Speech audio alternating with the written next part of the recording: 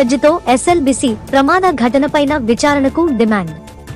Sitting జడ్జితో విచారణ చేయి, దమ్ముంటే చంద్రబాబుపై యుద్ధం చేయి రేవంత్.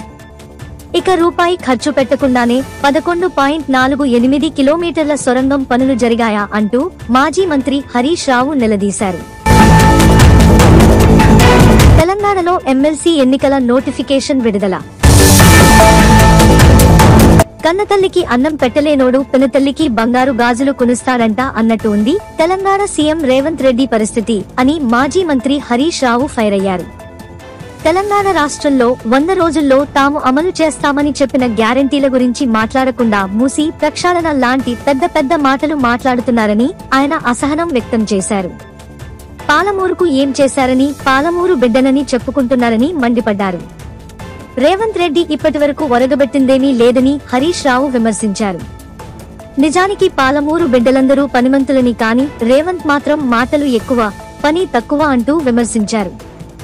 రేవంత్ రెడ్డికి ఎటువంటి ప్రాజెక్టులపైన అవగాహన లేదని, ప్రాజెక్టుల గురించి మాట్లాడే నైతిక హక్కు లేదని మండిపడ్డారు. 68% కృష్ణా పరివాహక ప్రాంతం ఉన్న తెలంగాణ రాష్ట్రం 60 ఏళ్ల పాటు కృష్ణా జలాలు అందక అలమటించడానికి కారణం ఎవరు? ఆ పాపం ఎవరిది అంటూ హరీష్ రావు ప్రశ్నించారు. పాలమూరు జిల్లాను వలసల జిల్లాగా మార్చిన వంచకులు కాంగ్రెస్ ముఖ్యమంత్రులే అంటూ సంచలన ఆరోపణలు చేశారు. ఇక ఎస్ఎల్బీసీ టన్నెల్ ప్రమాద ఘటన పైన తీవ్ర స్థాయిలో మండిపడ్డారు. ఎస్ఎల్బీసీ పనులను సకాలంలో పూర్తి చేయకపోవడం వల్లే ప్రమాదం జరిగిందంటూ ముఖ్యమంత్రి రేవంత్ రెడ్డి చేసిన వ్యాఖ్యలపై బీఆర్ఎస్ నేత, మాజీ మంత్రి హరీష్ రావు మండిపడ్డారు. 10 ఏళ్ల బీఆర్ఎస్ సర్కారు హయాంలో ఎస్ఎల్బీసీ టన్నెల్ పనులు జరగలేదని సీఎం రేవంత్ నిరూపించాలన్నారు. ఎస్ఎల్బీసీ పనులు చేయలేదని సీఎం నిరూపిస్తే తన ఎమ్మెల్యే పదవికి రాజీనామా చేస్తానని హరీష్ రావు సవాల్ విసిరారు. లేని పక్షంలో రేవంత్ రెడ్డి సీఎం పదవికి రాజీనామా చేస్తారా అని ప్రశ్నించారు. ఎస్ఎల్బీసీ విషయంలో ముఖ్యమంత్రి రేవంత్ రెడ్డికి చిత్తశుద్ధి లేదని, ప్రమాదం జరిగి 10 రోజులు గడుస్తున్నా గల్లంతైన వారి ఆచూకీ కనిపెట్టలేకపోయారని విమర్శించారు. ప్రభుత్వ వైఫల్యాలను అసెంబ్లీలో ఎడగడతామన్నారు. ఎస్ఎల్బీసీ ఘటనపై సీఎం రేవంత్ రెడ్డి పచ్చి అబద్ధాలు మాట్లాడారన్నారు.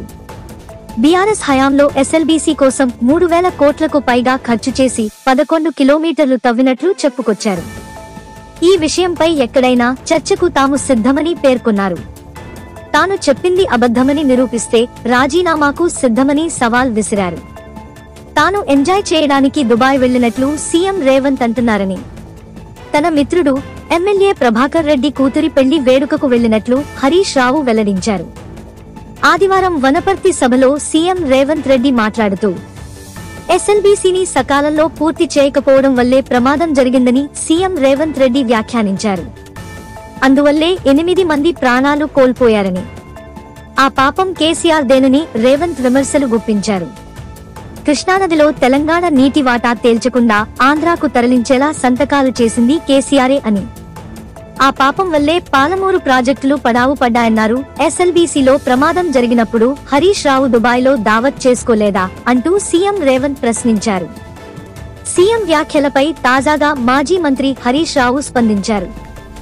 నన్ను అడుగుతారు కదా ఎన్నికల ప్రచారంలో, హరీష్ రావు గారు దుబాయ్లో పోయి దావతులు చేసుకోలే. హరీష్ 7 ప్రమాదం జరిగినప్పుడు హరీష్ పాస్పోర్ట్ ఒకసారి బయట పెట్టమను. ఈ రోజు ఎయిర్పోర్ట్ లో వివరాలు ఉంటాయి.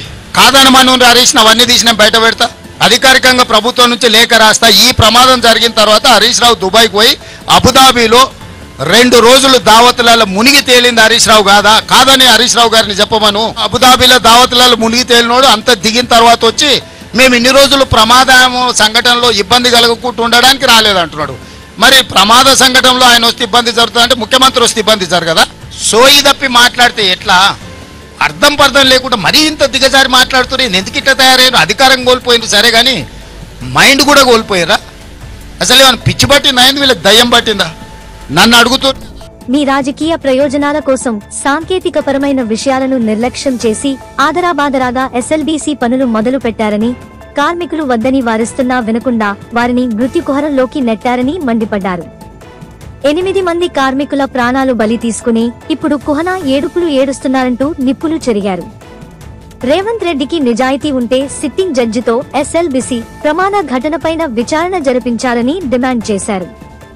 పచ్చి అబద్ధాలు మాట్లాడడం, నోటికి వచ్చినట్లు కారు కూతలు కూయడం మానుకోవాలని రేవంత్ రెడ్డికి హితవు పలికారు. ఒరితే పనులు కావని, ఒళ్ళు వంచితేనే పనులవుతాయి అంటూ హరీష్ రావు తేల్చి చెప్పారు. 2014 నుంచి 2023 వరకు బీఆర్ఎస్ ప్రభుత్వం 3,900 కోట్ల రూపాయలను ఖర్చు చేసి ఎస్ఎల్బీసీ సొరంగం 11.48 కిలోమీటర్లు తవ్విన విషయాన్ని ఎందుకు దాచిపెడుతున్నారో చెప్పాలని ప్రశ్నించారు. ఇక రూపాయి ఖర్చు పెట్టకుండానే 11.48 కిలోమీటర్ల సొరంగం పనులు జరిగాయా అంటూ ఆయన నిలదీశారు. ప్రతిపక్షాలను టార్గెట్ చేయడం, నోటికొచ్చిన విమర్శలు చేయడం కాదు. దమ్ముంటే కృష్ణ జలాల విషయంలో చంద్రబాబుపై యుద్ధం చేయాలని, రాష్ట్ర ప్రయోజనాలను కాపాడాలని హరీష్ రావు రేవంత్ రెడ్డికి సూచించారు. తెలంగాణలో మరోసారి ఎన్నికల నగారా మోగింది.